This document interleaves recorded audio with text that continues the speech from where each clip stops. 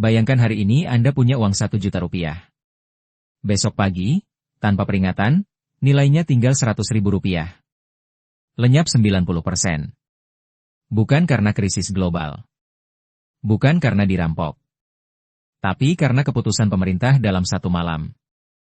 Mustahil? Ini pernah terjadi. Inilah kisah Sanering 1959. Sebuah pembantaian finansial yang sengaja dibuat samar dalam buku sejarah. Di video sebelumnya, kita membahas bagaimana Bank Indonesia direbut dan independensinya dicabut. Inilah babak selanjutnya. Inilah neraka yang terjadi ketika mesin cetak uang dikendalikan penuh oleh istana. Memasuki akhir 1950-an, Indonesia berada di bawah demokrasi terpimpin.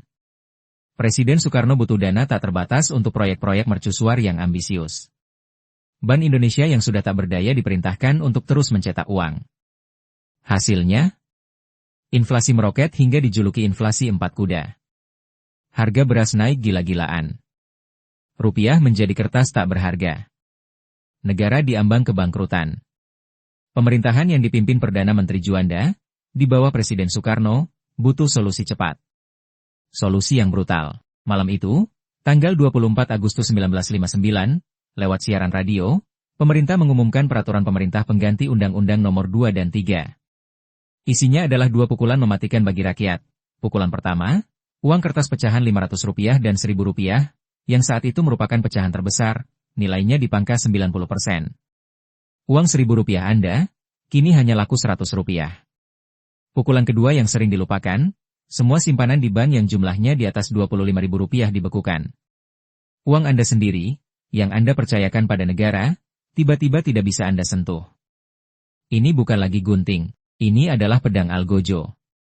Jika gunting Syafruddin tahun 1950 adalah operasi dokter bedah yang menyakitkan namun bertujuan menyembuhkan inflasi, maka Sanering tahun 1959 adalah amputasi brutal tanpa bius dari penguasa yang panik. Dalihnya mulia, menekan inflasi dan menghantam para kapitalis yang menimbun uang. Tapi siapa korban sesungguhnya? Petani tembakau di desa yang baru menerima pembayaran panen dalam pecahan besar. Pedagang kecil yang menyimpan modalnya di bawah bantal. Pensiunan yang mengandalkan tabungannya untuk hari tua. Korbannya adalah rakyat biasa. Sementara itu para elit, mereka bukan korban. Mereka predator yang sudah kenyang lebih dulu. Banyak rumor beredar, mereka sudah mendapat bocoran. Mereka sudah lebih dulu menukarkan uang tunai mereka menjadi emas, aset, atau valuta asing. Keadilan kembali tumpul ke atas, dan menghujam ke bawah. Tragedi ini dikemas dalam bendera nasionalisme, agar terasa seperti pengorbanan, padahal ini perampasan. Apakah pengorbanan rakyat berhasil? Tidak sama sekali. Setelah Sanering, inflasi justru semakin menggila. Harga barang tetap tak terkendali.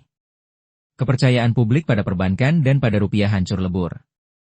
Pemerintah yang panik, kembali mencetak uang lebih banyak lagi, menciptakan lingkaran setan, yang puncaknya adalah hiperinflasi 600% pada tahun 1965. Pengorbanan rakyat ternyata sia-sia. Hanya menjadi tambalan sesaat untuk menutupi kegagalan manajemen ekonomi negara. Lalu kenapa cerita ini seolah hilang? Kenapa kita lebih sering mendengar tentang kepahlawanan politik, tapi tidak tentang penderitaan ekonomi rakyat yang disebabkan oleh kebijakan negara sendiri? Mungkin karena kisah ini adalah bukti nyata dari sebuah kebenaran pahit. Ketika idealisme ekonomi seorang teknokrat seperti Syafruddin disingkirkan, dan digantikan oleh ambisi politik. Rakyatlah yang membayar tagihannya. Sanering tahun 1959 bukan peristiwa tunggal. Ia adalah sebuah pola.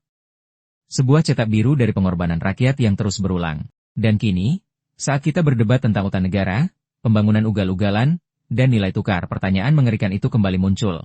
Apakah kita, dengan cara yang lebih modern dan canggih, sedang digiring menuju Sanering gaya baru? Sejarah ini bukan untuk menakut-nakuti.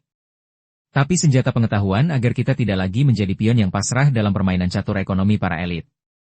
Karena kepercayaan yang sudah dikhianati. Sangat sulit untuk dibangun kembali. Jangan lupa beri komentar dan subscribe untuk kisah sejarah menarik lainnya.